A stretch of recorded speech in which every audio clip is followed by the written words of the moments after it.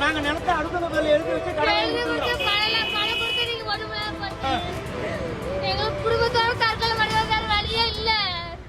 நான் வந்து தாய் மாமனுக்கு தான் கடன் வாங்கி கொடுத்தேன்.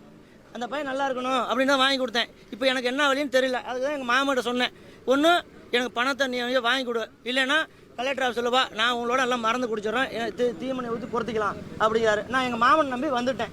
இதுக்கு என்ன வாழ்வாதாரம் எங்களுக்கு ஒன்றும் தெரியல. நீங்க தான் சொல்லணும். எங்க மாமியார் தான் 3,30,000 பணம் கொடுத்தாங்க. எங்க மாமன் பேர் செல்வராஜ், என் பேர் சரவணகுமார், எங்க அப்பா பேர் வீராசாமி, எங்க அம்மா பேர் ஜெயக்குடி. ஜெயக்குடிங்கிற வந்து எங்க இவருக்கு வந்து தங்கச்சிங்க. நாங்கள் பணம் வாங்கி கொடுத்தோங்க. அது எங்கள் அக்கா, எங்கள் மாமன் பையன். போலாந்துக்கு போகிறதுக்கு பணம் கேட்டார், வாங்கி கொடுறேன். நான் லாரியில் இருக்கிறேன், லாரியில் வந்து மேனேஜர் இருக்கிறேங்க, நீ வாங்கி கொடுன்னு சொன்னார். நான் வந்து எனக்கு தெரிஞ்ச இடத்துல நான் என் தோட்டத்தை அடமான உங்கள் பேரில் எழுதிட்டு கொடுத்து தான் நான் பணம் வாங்கி கொடுத்துருக்குறேன். சும்மா பணம் கொடுக்கலைங்க.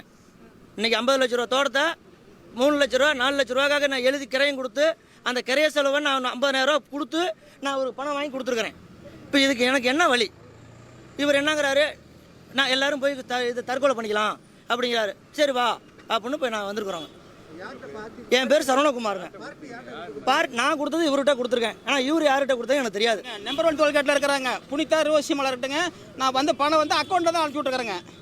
அதுக்கு அவ்வளோ ஆதாரம் எல்லாமே இருக்குங்க. இதுவும் இல்லைங்க. ஆனால் இனி முதற்கொண்டு எங்களுக்கு எந்த நேரம் எப்படி மனசு மாறுங்கிறது தெரியாது. எங்கே எப்படி வேணுமோ நாங்கள் தற்கொலை பண்ணிக்குவோம். எங்களுக்கு தேவை பணம் வேணும். புனிதா ரோஸுங்க, அந்த அம்மா என்ன பண்ணுச்சு, பணம் அந்த பையன் வெளிநாட்டுக்கு அனுப்புறேன்னு சொல்லிங்க பணம் வாங்குச்சுங்க. நான் அனுப்பிவிட்றேன், உறுதியாக நான் அனுப்பிவிட்றேன், கொடுங்க அப்படின்னு கொடுக்க வாங்கிச்சுங்க. பணம் கொடுக்கலன்னா சும்மா டார்ச்சர் பண்ணுங்க. ஃபோன் போட்டு பணம் கொடுத்தா தான் நாங்கள் வந்து வெளியில் அனுப்ப முடியும், அதை எடுக்க முடியும், இதை எடுக்க முடியும், டாக்குமெண்ட் எல்லாம் அப்படின்னு சொல்லி கேட்டுச்சுங்க. சரி நாங்களும் கடை வாங்கி எடுத்து கொடுத்தோங்க. எடுத்து கொடுத்து அதெல்லாம் அக்கௌண்ட்டில் பையன்தாங்க போட்டு அனுப்பி விட்ருக்காப்லைங்க. அனுப்பிவிட்டு இப்போ 2 வருஷம் ஆச்சுங்க. எந்த இதுவும் கண்டுக்கலைங்க. போய் கேட்டோம்னா அந்த அம்மா மானாவரே பேசுதுங்க, என் வீட்டு பக்கம் வராதிங்க, நீங்கள் யாரை வச்சு பணம் கொடுத்தீங்க அப்படின்னு அந்த அம்மா ரொம்ப பேசுதுங்க. அதனால சரின்னு நாங்கள் எல்லாத்தையும் மனு கொடுத்தோங்க, எல்லாத்தையும் சொல்லி கொடுத்தோங்க. அவங்க வந்து எந்த ஆக்ஷன் எடுக்கல. தொட்டி போலீஸ் ஸ்டேஷன் கொடுத்தோங்க, அவங்களும் எந்த ஆக்ஷன் எடுக்கவே இல்லைங்க. அதனால எங்களால் கடன்காரங்களுக்கு பதில் சொல்ல முடியலைங்க. அதனால சரி நம்ம இதான் முடிவு நமக்கு அப்படின்னுங்க. எங்கள் பையனோட தற்கொலை பண்ணிக்கலாம், நம்மளால ஒன்றும் சமாளிக்க முடியாதுங்க. நாங்கள் வந்து சஞ்சீவபுரம் 3,30,000 கொடுத்துருக்குறேங்க. 3,30,000 சொந்த ஊர் வந்து தொட்டியத்துலேருந்து உள்ள போகணுங்க. சஞ்சீவபுரம் வெளிநாடு போகிறதுக்காக பணம் வாங்கியிருக்காங்க. நான் அனுப்பிவிட்றேன், கொடுங்க, என்னை நம்பி கொடுங்கன்னு சொன்னாங்க. அதனால 3,30,000 கொடுங்க, கட்டிடுங்க. தம்பி 2 வருஷம் இருக்குங்க நாங்கள் கொடுத்து, 2 வருஷம் ஆயிடுச்சுங்க.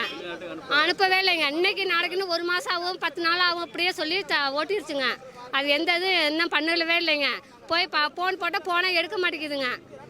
பிளே ஸ்டோர் மற்றும் ஆப் ஸ்டோரில் இருந்து பாலிமர் செயலியை QR கோடு மூலம் பதிவிறக்கம் செய்யுங்கள். செய்திகளை உடனுக்குடன் பெறுங்கள்.